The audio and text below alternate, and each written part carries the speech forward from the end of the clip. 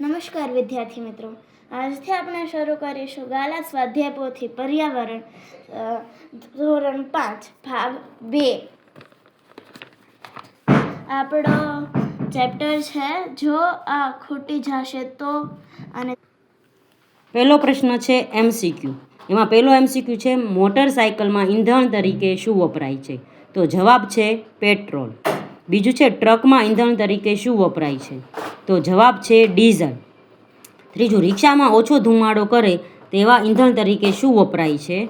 તો જવાબ આવશે CNG.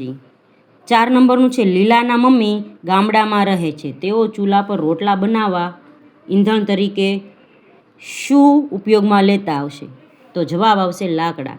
4 નંબર છે જયશ્રીબેન ખીચડી રાંધવા માટે એક સાધનને સૂર્યના તડકામાં મૂકે છે, આ સાધનને શું કહેવાય? તો આવશે જવાબ સૂર્ય કુકર.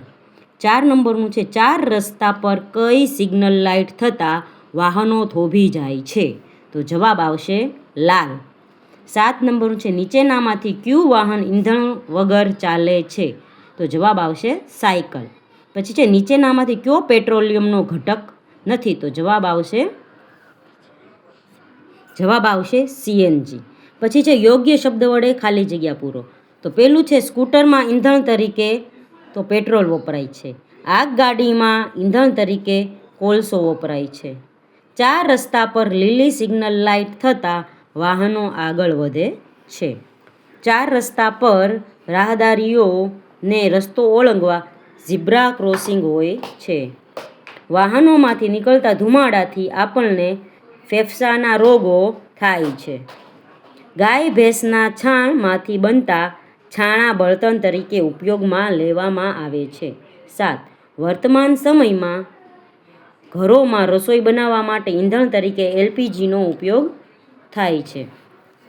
આગળ છે ખરા ખોટા. તેમાં પહેલું છે ટ્રાફિકના નિયમો લોકોની સુખાકારી માટે હોય છે. તો જવાબ આવશે સાચું.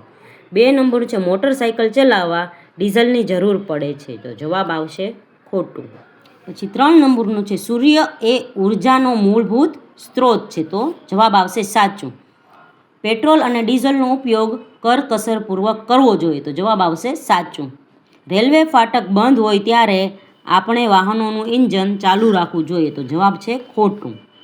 પછી છે સૌર ઉર્જાની ચાલતા વાહનોથી ઈંધણની બચત થાય છે. તો જવાબ આવશે સાચું. પછી છે લાકડા અને છાણાનો બળતણ તરીકે ઉપયોગ કરવાથી પ્રદૂષણ ફેલાતું નથી. તો સાચું. પેટ્રોલ અને ડીઝલ જમીનમાંથી મેળવવામાં આવે છે. તો છે સાચું. આગળ છે બંધ બેસતા જોડકા રચો.